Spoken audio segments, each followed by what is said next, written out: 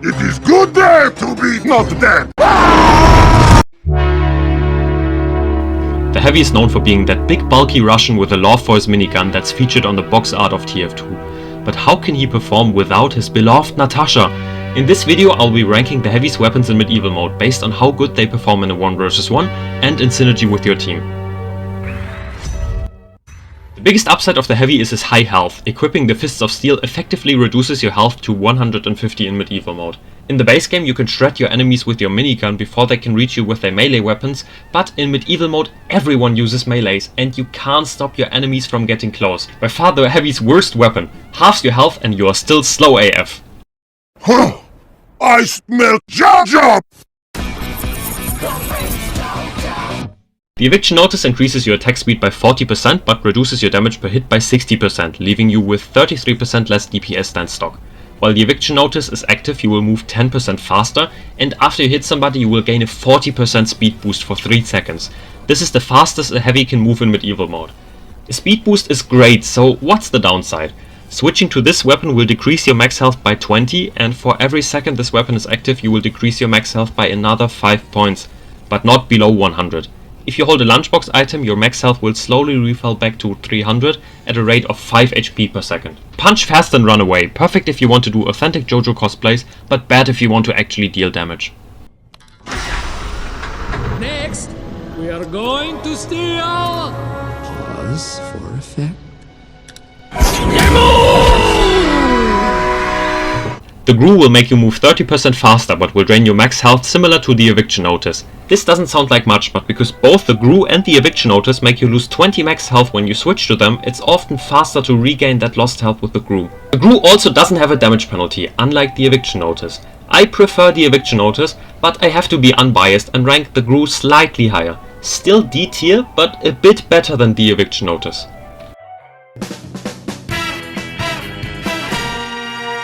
This sandwich is the best lunchbox item in the base game by a lot. You can fully refill your health and drop medium medkits to your teammates. But these upsides don't translate well into medieval mode. Sure, you can fully refill your health, but the map is littered with small health packs anyway, and you never need to refill that much health. You could drop this, but again, the map is full of small health packs anyway. The sandwich takes ages to recharge, but fights are quick and there's no real cover to safely eat the sandwich. The worst lunchbox item, it's not even close, C tier. Here I come! The Warrior Spirit turns the Heavy into a glass cannon. Punch harder, die faster. Heavy doesn't mind dying a bit easier, but you cross a very important damage threshold. You now die to a charge and a crit of any Demonite's sword and shield, while you would have only died to a Skull Cutter crit and a splendid screen charge otherwise. 85 base damage is great though. You can now kill kunai spies with one swing and a crit kills a battalion's backup soldier. 50 health on kill doesn't help much if you're dead already, C tier. Could we interest you in some chocolate? Chocolate? Did you say chocolate? You can simply eat the Dalokos bar before heading into battle for free 50 HP overheal. This weapon is one of the only 3 weapons that can give you overheal in medieval mode. The added max health pairs well with the Grue or the Eviction Notice, and it's still a small health kit when dropped. Solid B tier.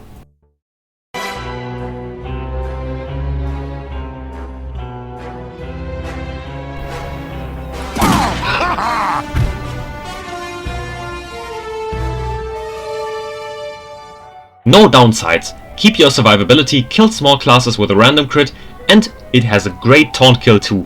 This weapon might be the best stock weapon in medieval mode, but Heavy's other weapons are even better, B tier. The second banana has a 50% higher recharge rate and a 33% decrease on its healing effect. Gaining back 200 HP is all you need in most situations though, and the quick recharge rate helps if you want to hold something that isn't the Grue or the Eviction Notice. With higher healing per second than the sandwich, the second banana is the second best lunchbox item the Heavy has in medieval mode, only bested by an item practically made for medieval mode. The Holiday Punch tickles your opponents if you backstab them, or would inflict critical damage to them and leaves them stuck in a laughing taunt. The taunt takes a few seconds, during which your opponent will be left completely vulnerable, so you can putties pow them or leave them for your teammates to kill.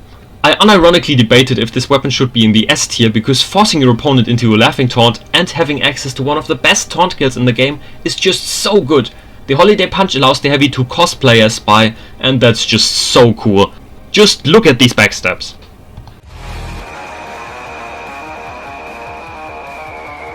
The Buffalo Steak Sandwich cannot heal you, but it instead gives you superpowers. After consuming the Buffalo Steak Sandwich, you will deal mini crits for 16 seconds, that's an eternity in medieval mode, you are locked into melee weapons, and take 20% more damage. Earlier I trashed the Warrior Spirit for its 30% more damage on self downside because it crosses the very important damage threshold of 245 damage. This doesn't. The added damage vulnerability makes the Buffalo Steak Sandwich hard to use with anything that lowers your survivability, but it is really good if you have the KGB or stock. Combined with the last weapon on this tier list, the Buffalo Steak Sandwich is part of the best heavy loadout in medieval mode.